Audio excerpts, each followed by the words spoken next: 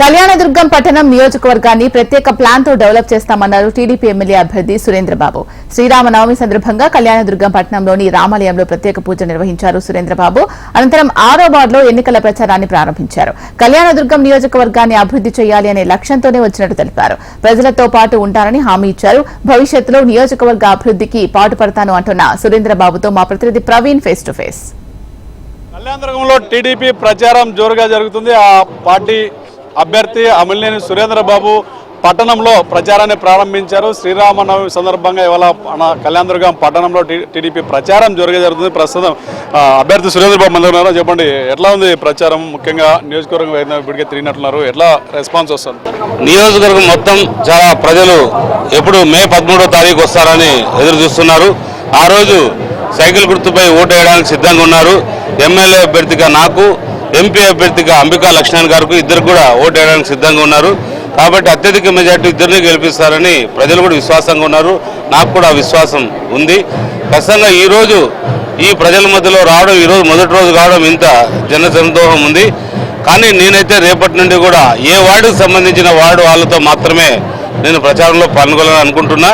ఎందుకంటే ప్రజలతో మనం మమేకం కావాలి. ప్రజల సమస్యలు తెలుసుకోవాలంటే ఏ వార్డుకు సంబంధించిన వాళ్ళు ఆ వార్డుతో వెళ్ళినప్పుడే మనం ప్రజల దగ్గరికి వెళ్ళగలుగుతాం. కాబట్టి ఈ జనాల్లో మనం ప్రజలకి ఏం చెప్పాలనుకున్నా చెప్పలేని పరిస్థితి ఉంటుంది. కాబట్టి ఖచ్చితంగా రేపటి నుంచి ఖచ్చితంగా ఒక ప్రణాళిక తయారు చేసుకొని ఏ వార్డులో ఉంటారో ఆ వార్డు వాళ్ళతోనూ, ఆ వార్డు మళ్ళీ ఇతర మా పట్టణ నాయకులు అందరితో కలిసి ప్రతి ఒక్క ఇంటిని సందర్శించడం, వాళ్ళని ఓటు అడగడంతో పాటు వాళ్ళందరినీ కూడా నాకెందుకు ఓటు వేయాలనే దానికి వాళ్ళకి చెప్పడం జరుగుతుంది.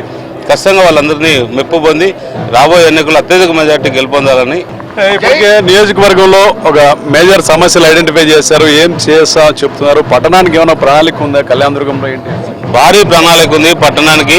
చాలా వరకు మనం నా మొదటి కోరిక దుమ్ము లేని పట్టణంగా తయారు చేయాలి. దుమ్ము ఎక్కడైతే ఉందో ఆ దుమ్ముని కొంత తగ్గించాల్సిన అవసరం ఎంతైనా ఉంది. ఎందుకంటే ఈ పట్టణంలో ఇతరులు కూడా వచ్చి నివసించే సదుపాయాలు కల్పించాలి.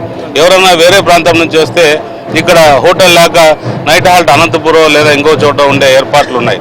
అలా కాకుండా ఇక్కడ మంచి సదుపాయాలు ఎప్పుడైతే ఉంటుందో అలాంటి సదుపాయాలు కల్పించి పట్టణంలో ముఖ్యమైన మున్సిపల్ కాంప్లెక్స్ ఏదైతే ఉందో దాన్ని మనం కట్టాల్సిన అవసరం ఉంది. దాంట్లో చాలామంది నష్టపోయారు. వాళ్ళందరికీ కూడా స్థానం కల్పిస్తూ అందరికి కూడా ఉపయోగపడేటట్టు చేస్తాను. దాంతోపాటు ఇతర మున్సిపాలిటీ కూడా ఆదాయం వచ్చే రకంగా కూడా తీర్చిదిద్దుతాను. దాన్ని మంచి ఒక బ్యూటిఫుల్గా కాంప్లెక్స్ కట్టడానికి ఏర్పాటు చేస్తాను. అలాగే తాగునీటి సమస్య పట్టణంలో చాలా ఉంది. ఆ తాగునీటి సమస్యను కూడా పరిష్కరించే అవసరం చాలా ఉంది. అది ఎంత వీలైతే అంత మనం భారీ నిధులు కావాలి. ఇక్కడ ఆ నిధులు ఎంత కష్టమైనా కూడా చంద్రబాబు నాయుడు గారు కాళ్ళు పట్టుకునైనా సరే ఈ ప్రాంతానికి నిధులు తీసుకొచ్చి వీళ్ళందరూ అవసరాలు, మన ప్రాంత అవసరాలన్నీ తీర్చి వీళ్ళందరితో మెప్పు పొందించుకుంటానని తెలియజేస్తున్నాను. ముఖ్యంగా స్లమ్స్ ఉన్నాయి, అదేవిధంగా గ్రామ పంచాయతీలుగా మున్సిపాలిటీలు వెళ్ళినటువంటి పరిస్థితుల్లో ఇప్పటికే చూస్తున్నాం. వాటర్ సమస్య అప్పుడు చాలా సమస్యలు, వీటిని ఐడెంటిఫై చేశారా? ఎట్లా ఉంది పరిస్థితి? ఖచ్చితంగా మీరు అనేది వాస్తవమే. స్లమ్స్ అనేవి ఉన్నాయి. రాబోయే 5 ఏళ్ల తర్వాత స్లమ్స్ అనే మాట లేకోకుండా చేస్తాను. ఏదైనా వాళ్ళకు కూడా అన్ని సౌకర్యాలు కల్పిస్తాం. రోడ్డు సౌకర్యం, నీళ్లు సౌకర్యం ఎప్పుడైతే కల్పిస్తామో స్లమ్ అనే ఏరియా తగ్గిపోతుంది. వాళ్ళకి ఇండ్లు కావాలి. చాలామంది కూడా ఇండ్లు లేవని తెలియజేశారు. వాళ్ళందరికీ కూడా మనం మాట్లాడి వాళ్ళ ఇండ్లకు ఎవరెవరికి అవసరమో, ఎవరో అర్హులు ఉన్నారో వాళ్ళందరూ కూడా ఇండ్లు కట్టించే ఏర్పాటు కూడా చేస్తానని మీ అందరి ద్వారా, ఈ ప్రజల ద్వారా తెలియజేస్తాను. ఒకటి చెప్పాలంటే ఇప్పటికే కళ్యాణదుర్గంలో చాలా గ్రూపులు ఉన్నాయి. టీడీపీలో పెద్ద ఎత్తున చాలా మంది కలిసిరాని పరిస్థితి కూడా ఉన్న నేపథ్యంలో ఎట్లా ఉంది ఇప్పుడు సిచ్యువేషన్ చూసుకుంటే? స్టార్టింగ్లో ఎట్లా ఉంది, ఇప్పుడు ఎట్లా ఉంది? గ్రూపులన్నీ కలిసిపోయాయి అంటే ఈ రోజు మాత్రం గ్రూపులు అనే సమస్య లేదు. ప్రతి ఒక్కరు కూడా కలిసిమెలిసి తిరుగుతున్నాం. అందరూ కూడా అన్ని తెలుగుదేశం పార్టీ క్యాడర్ అంతా వచ్చేసింది. ఒకటే గ్రూప్ ఉంది ఇప్పుడు, చంద్రబాబు నాయుడు గ్రూప్ తప్ప ఏ ఇతర గ్రూపులు కూడా లేవు. మీరు దాంట్లో ఏ అపోహ పెట్టుకోదండి. చంద్రబాబు నాయుడు గ్రూపుతోనే, తెలుగుదేశం పార్టీ గ్రూప్తోనే ముందుకెళ్తున్నాం తప్ప ఏ వ్యక్తిగతమైన గ్రూపులు కూడా రాబోయే కాలంలో కూడా అవకాశం లేదని తెలియజేస్తున్నాం. ఎట్లా ఉందంటే క్యాంపెయిన్ ఎట్లా ప్లానింగ్ ఉండబోతుంది? ఇంకా 25 రోజుల పైన ఉంది ఎలక్షన్, ఎట్లా చేస్తుంది క్యాంపెయిన్? ప్రతి గ్రామంలో కూడా ప్రజలు రావాలని అడుగుతున్నారు. ప్రతి గ్రామాన్ని కూడా సందర్శించాలనుకుంటున్నా. అలాగే పట్టణంలో కూడా అన్ని వాళ్ళు కూడా సందర్శించాలనుకుంటున్నా. వాళ్ళ సమస్యలు కూడా తెలుసుకోవాలనుకుంటున్నా.